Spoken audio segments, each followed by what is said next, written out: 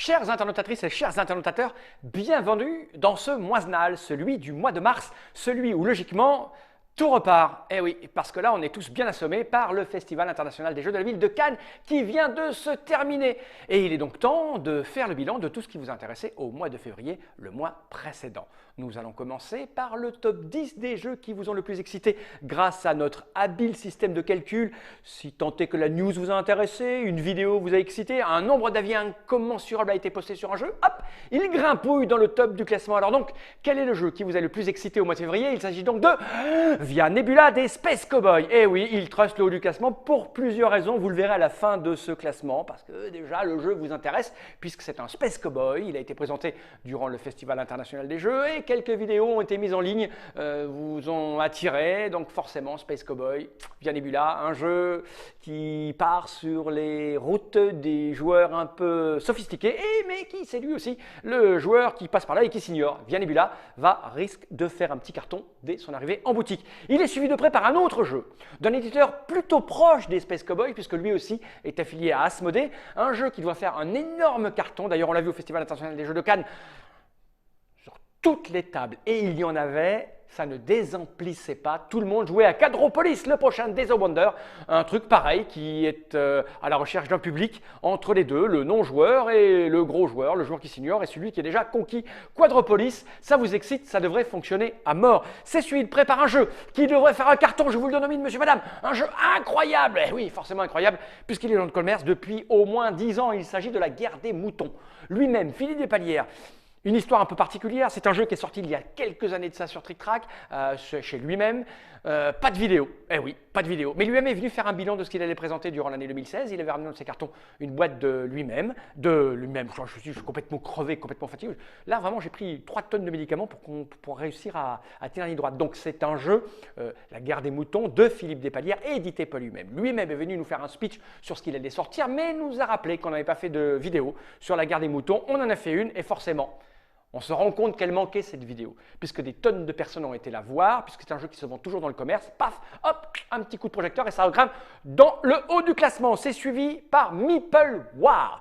Meeple War, c'est Blue Cocker, une nouveauté qui va arriver là, des hexagones, du positionnement de Meeple et de la guerre. Ça vous plaît, ça vous intéresse, présenté dans la Trick Track TV, présenté à Cannes, ça risque de fonctionner chez Blue Cocker. C'est suivi par un jeu qui est difficilement trouvable en France à l'heure actuelle. Il s'agit de Iki. C'est un projet Kickstarter et c'est Monsieur Olivier qui vient de temps en temps nous rendre visite et qui choisit des jeux dont on ne parle pas beaucoup, des jeux un peu costauds, des jeux pas traduits. Il vient là, vous en fait la promotion, explique comment ça marche, il s'amuse avec Guillaume, avec Jamie, et paf, là, Iki, des tonnes de bons avis, les vidéos, paf, ça monte dans le classement. Voilà, on ne donne pas la parole qu'aux jeux qui se vendent par brouette, on donne aussi la parole sur Trick Track à des jeux comme Iki. C'est suivi par, et là on risque de le voir toutes les semaines qui vont arriver dans le classement, on l'a vu le mois dernier, on l'a vu le mois d'avant, il s'agit de Mysterium. Mysterium qui vient de décrocher l'As d'or, Global Général, l'As d'or, le Grand Prix, la catégorie principale, c'est-à-dire le jeu familial, bien que ce soit un petit peu familial plus, Mysterium, chez Libellude. Je ne vais pas donner le nom des auteurs, non, parce que je ne sais pas les prononcer. En tout cas, le jeu marche, il se vend, il plaît. À Cannes, ça ne désemplissait pas, il présentait les extensions, ça vous intéresse, il risque de truster longtemps le classement, c'est moi qui vous le dis. C'est suivi par une nouveauté qui va bientôt arriver, Docteur Panic chez Repos Productions. C'est un jeu de monsieur Roberto Fraga. Et oui, chez Repos Prod, il mixe les jeux un peu poète-poète où on déconne et les jeux un peu plus sérieux où on pousse du pion. Voilà, ils aiment bien alterner. Et Docteur Panic est un jeu qui va vous permettre de vous amuser. En plus, on a fait une petite vidéo un peu particulière. On s'est déplacé dans les locaux d'Asmodée pour filmer ça avec la GoPro, tout ça. Ça fonctionne, c'est plutôt rigolo. Et paf, vous allez consulter les fiches. Tout se tient. C'est suivi par une nouveauté aussi qui va arriver, qui a été présentée à Cannes, une nouveauté qui est rondement bien menée par nos amis de Bombix. Il s'agit de Fourberie de Bruno Catala. Fourberie, c'est un jeu, comme son nom l'indique, extrêmement fourbe avec de l'enfumerie à l'intérieur. À Cannes, ils avaient un stand magnifique avec des portraits, une boîte géante avec des figurines, pas des furines, ça n'existe pas, des figurines grandes comme ça, un plateau. Vous savez, on a fait la Trick Track TV ici, donc il y a une espèce de boîte où on fait tourner un espèce de paravent de fond de scène pour faire tomber les petits. Ben là, ils en avaient fait une en grand, il y avait une énorme boîte, c'était magnifique, les gens jouaient en permanence, ça fonctionne. Bruno Catala, les gens l'aiment, Bombix, les gens les aiment, Fourberie, ça vous attire, ça vous plaît, on verra ce que donne le jeu, parce que c'est un jeu un peu fourbasse.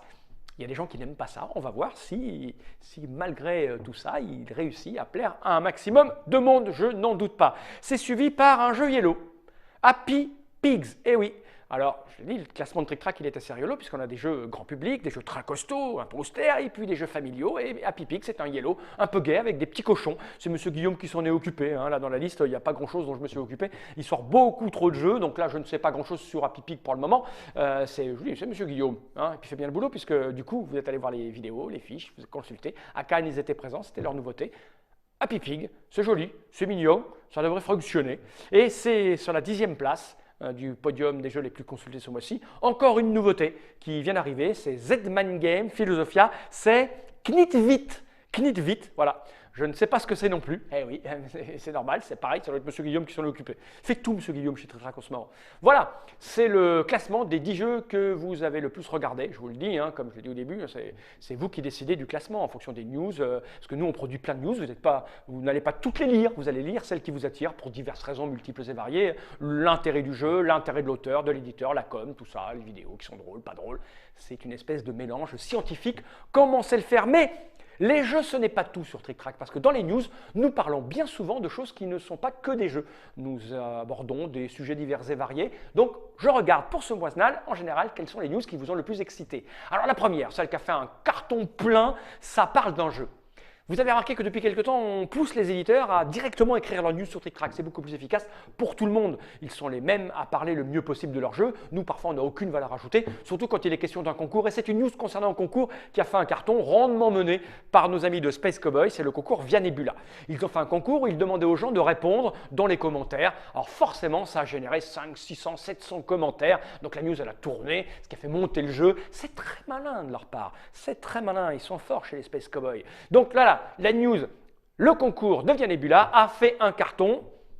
Maintenant, reste à voir si le jeu va vous plaire. Hein. Mais en tout cas, ça a super bien fonctionné. La news qui vient derrière, c'est une news qui évoque un peu le secteur. Je suis parti, vous le savez, je l'ai dit dans le mois précédent, à New York pour la Toy Fair et dans l'avion. J'ai eu envie d'écrire un petit papier sur le crowdfunding parce que j'ai entendu à droite à gauche parler des problématiques, des retards dus à la fabrication de figurines. Et j'ai écrit un petit papier comme une espèce de genre de petit édito où j'ai un peu condensé tout ce que j'avais un peu entendu à droite à gauche. Et j'ai écrit ce papier sur le crowdfunding et la panique à l'usine qui expliquait en gros qu'en Chine, il y avait que 4 ou 5 grosses usines qui fabriquaient des figurines et que ça se battait un petit peu Game of Thrones, ça jouait des coudes pour être produit avant les autres, pour passer avant le copain, quitte à faire de la fourberie. Hein. Et ça vous a beaucoup plu car vous aimez ça, les éditos. C'est pour ça que sur Trick Track, on pousse les éditeurs à écrire leurs propres articles sur leur jeu, hein, pour dire que c'est en boutique ou pas, pour faire des carnets d'auteurs, vous aimez ça. En plus, ça rapproche du public, faites-le les éditeurs, ça rapproche, les gens aiment ça. Et nous, ça nous laisse le temps de faire des papiers sur l'analyse globale et générale du secteur. Donc, mon papier sur le crowdfunding vous a beaucoup plu. Il vient ensuite un article écrit par Flanted, par Eric Anuiz. J'arrive jamais à dire son putain de nom d'éditeur. Flanted Game. Il a écrit un article sur le coût caché des jeux. Il faut dire que M. Eric Anuiz a lancé un crowdfunding, un Kickstarter sur un jeu Argo, un jeu créé par Serge Laget et Bruno Felluti, qui n'a pas bien fonctionné au premier lancement du Kickstarter. Il a obligé de l'arrêter, il l'a rebooté récemment. Et ça a mieux fonctionné, mais pas encore tout bien, parce que les gens ne comprennent pas un peu l'objectif et l'analyse que peut avoir M. Eric Anuiz, qui n'est pas tout à fait la même que sur les gros projets Kickstarter à base de figurines. Et donc, il a écrit un petit papier sur le coût, les coûts cachés, enfin bref, allez lire, c'est intéressant. Et ça vous intéresse. Dès qu'on rentre comme une coloscopie à l'intérieur des problématiques du secteur, ça vous intéresse et c'est normal. Et là, c'est bien vu puisqu'il écrit un papier qui intéresse les gens et qui en plus met en avant son jeu. C'est pas bête. Hein, utilisez Trick Track chez vous, qui que vous soyez. D'ailleurs, on a vu récemment, là, au retour de Cannes, que quelqu'un a écrit un petit papier sur les forumers, comment ils ont approché le Festival de Cannes. Et d'ailleurs, la suite de ces annonces les plus lues a été forcément toutes les annonces au sujet du Festival international des Jeux de la ville de Cannes. Et à commencer par l'annonce des annonces, celle qui va engranger le maximum de vues jusqu'à la fin de l'année. Hein. Elle a été postée il y a moins de 3 jours, moins de 72 heures. C'est l'annonce des gagnants de l'Asdor Jeux de l'année. Eh oui, c'est la news la plus consultée. En général, il faut un certain temps pour arriver à un certain nombre de vues. Cette annonce-là, elle explose tout en très peu de temps. Et je vous rappelle vite fait le classement. Hein. Pour les enfants, c'est Maître Renard qui a gagné. Pour les jeux experts, c'est Pandemic Legacy. Et pour le Grand Prix, le prix l'Asdor, le jeu de l'année, on dit tout simplement, parce qu'on dit jeu expert, enfant, là on dit jeu de l'année, c'est Mysterium chez Libé. Prélude, une cérémonie, ma foi, fort intéressante. Et il faut dire que cet événement est l'un des événements les plus importants de l'année maintenant. Il culmine. Toutes les news qui parlent de Cannes font un carton. Il y a eu notamment toutes les annonces où on disait qu'on faisait du live, la cérémonie retransmise, la soirée Timeline qui a été un carton monstrueux. Qu'est-ce qu'on s'est marré en jouant en Timeline dans une salle où il y avait 5 ou 600 personnes. Enfin, c'était très très drôle. Toutes les news ont été lues. Je vous l'ai dit, même les forumers ont écrit, ils ont posté une news. Tout ce qui est posté en news est beaucoup plus lu que ce qui est dans le forum.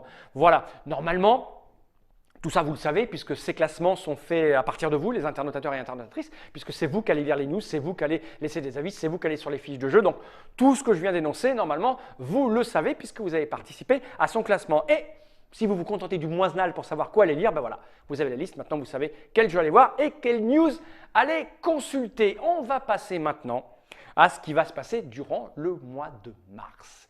La première chose que nous allons faire au mois de mars, c'est nous reposer. Oui, parce que là, on est défoncé, surtout moi qui ai fait New York, qui ai fait Cannes. Ça a été un Cannes de folie, un succès absolument énorme, malgré quelques petites pétouilles d'organisation à cause du plan Vigipirate. Il faut savoir que le Palais des Festivals est sur la Côte d'Azur le point qui a été décrété comme le point le plus sensible sur la Côte d'Azur au niveau des attentats, etc. Donc, le plan de sécurité était très pesant. Ça a été lourd, ça a été difficilement géré, des fois pas très bien géré. Bref, ça a été de la folie et tout le monde est rentré complètement crevé de là-bas, alors que les professionnels, malgré tout, ont trouvé que c'était le salon le mieux organisé jusque-là, les rencontres entre professionnels, la demi-journée professionnelle avant l'ouverture au public, bref, un vrai carton. Donc le mois de mars va être consacré à la récupération, on va se reposer et puis au mi-mars, on va partir. Oui, je vais partir au Cambodge. Je vais partir suivre la fondation Blue Orange. Monsieur Thierry Desnoal a monté une fondation qui contacte des associations à droite à gauche. Il m'a parlé de ça et on s'est dit tiens, on ferait bien un petit reportage là-dessus pour expliquer pourquoi, comment, le caritatif dans le monde du jeu. Ça avait été fait il y a quelques années par Asmodée, qui avait fait un truc avec un orphelinat au Mali. Il y a des jeunes filles que j'ai croisées à Cannes qui m'ont dit qu'elles avaient parté 3 mois elles, au Cambodge pour faire un truc associatif à base du jeu. Et monsieur Thierry Desnoal m'a invité, il y a de cela à peu près un mois ou deux, à le suivre au Cambodge. Donc il a contacté une association là-bas qui a pour but d'aller distribuer dans les zones reculées des livres, des jouets et des jeux. Et il sera accompagné de Roberto Fraga, entre autres, puisqu'il y aura des jeux comme Dr Eureka qui seront distribués dans les petits villages reculés. Je vais l'accompagner pour le suivre, pour faire quelques images, pour une fois rentré, faire un petit reportage sur ça, sur sa fondation, expliquer pourquoi et comment. Et j'ai hâte d'y aller parce que d'abord, je n'ai jamais été dans ces pays-là en Asie. Et ensuite, je trouve ça formidable de suivre quelqu'un qui fait du caritatif, voilà, la bienveillance, j'aime beaucoup ça. Donc, je vais l'accompagner. Juste avant, il y a le Dr Mops probablement et notre ami Monsieur Guillaume. Alors j'annonce le Dr Mops, ça aurait dû être moi, mais je suis vraiment lessivé, je suis malade.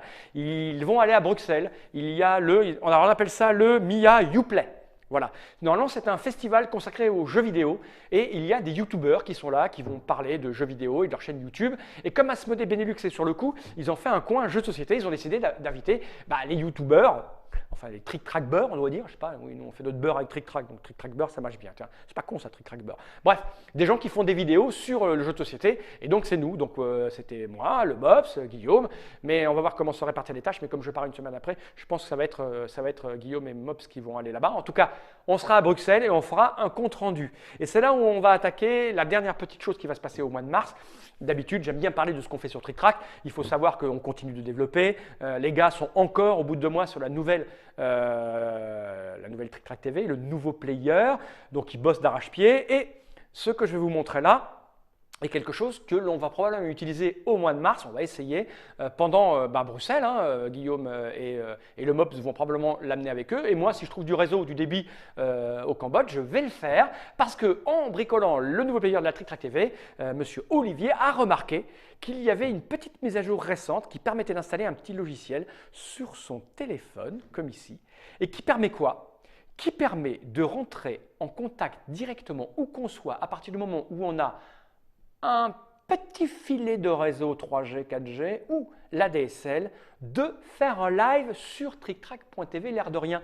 Et on va tester le truc là, personne n'est prévenu, donc il risque d'y avoir personne, mais regardez, je vais aller sur la TrickTrack TV, je vais lancer, on est quoi? On est le jeudi 3, oui, je lance le live, voilà, je vais aller sur la page de live, où actuellement est diffusé quoi donc? Il y a le chat qui est lancé, hello, je vais écrire, ceci est un test, un test. Voilà, c'est mis. Je vais prendre mon téléphone, il est réglé, je vais appuyer sur le petit bouton qui est là et si tout se passe bien, invalide user, mais ça il me le fait à chaque fois, je pense que si je rappuie, voilà, le streaming démarre. Dans la Trick Track TV Note, je vais te le montrer de face, ça se met en route, regardez, hop, ici, voilà, on prend le réseau et normalement, dans quelques secondes, on va avoir, ah il me dit quoi? Bandwidth is limited, ah alors il faut que je baisse mon débit. Alors, je vais baisser, non, ça passe. Non, ça marche. Il me dit que je baisse son débit, mais il s'en fout en fait. Là, regardez, si je fais ça, hello les gens, vous me voyez, je suis en train d'enregistrer le moisnal du mois de mars et je suis en train de faire la démonstration de la fonctionnalité que maintenant mon téléphone me permet, à savoir faire du live directement avec un téléphone où qu'on soit. C'est complètement dingue et génial. Je vais vous démontrer faire une preuve que je suis en train de tourner le moisnal. Je suis dans le studio, je retourne ceci. Voilà, là, vous voyez bien le studio, vous voyez les caméras, voilà. Je ne sais pas si on voit Nod là-bas au loin, il va vous faire un geste amical. Je ne sais pas si on le voit Nod, hein, mais en tout cas, il est là-bas, c'est complètement dingue. Normalement, il doit y avoir personne dans le chat. Je vais aller vérifier en direct si vous êtes dans le chat. Oui. Oh, il y a 3, 4, 5 personnes. Ça marche, me dit John Maz. C'est dingue. La technologie du direct, c'est complètement dingue. Bonjour les gens, je suis en train d'enregistrer. Oui, on pourra faire du live depuis le Tex-Mex. Exactement. C'est dingue. J'en suis tout joie à tout retourner. Et oui, c'est ça qui est fou. On va même acheter un petit pied pour pouvoir poser le téléphone. Et vous savez, les trucs là, je refusais d'avoir un bras selfie, parce que marcher comme ça, en fait, c'est super chiant tout le temps. Alors que là, on va pouvoir Totoli Toto, monsieur Edric, c'est notre cri de guerre, Totoli Toto. Oui, je suis en train d'enregistrer le moisnal, les gens, et je démontre qu'avec mon téléphone, je peux faire de la vidéo depuis n'importe où. J'ai essayé de la rue en 3G, ça marche très très bien. Donc voilà, voilà la nouveauté du mois de mars. On risque de faire des lives d'un peu n'importe où. Soyez vigilants. Parce qu'on va lancer les lives sans prévenir, on va formaliser la chose, hein. Vous inquiétez pas, on fera ce qu'il faut pour que tout le monde puisse en profiter. En tout cas, il y a de grandes chances que sur les salons maintenant, où qu'on soit, à l'étranger ou quoi ou qu'est-ce, un téléphone et hop, on préviendra à l'avance. Ne vous inquiétez pas. Bonne nouvelle, monsieur, nous dit monsieur Ornac. Eh oui. Bon, par contre, je vais rendre l'antenne et vous parler avec vous dans le chat pendant quelques secondes ou quelques minutes.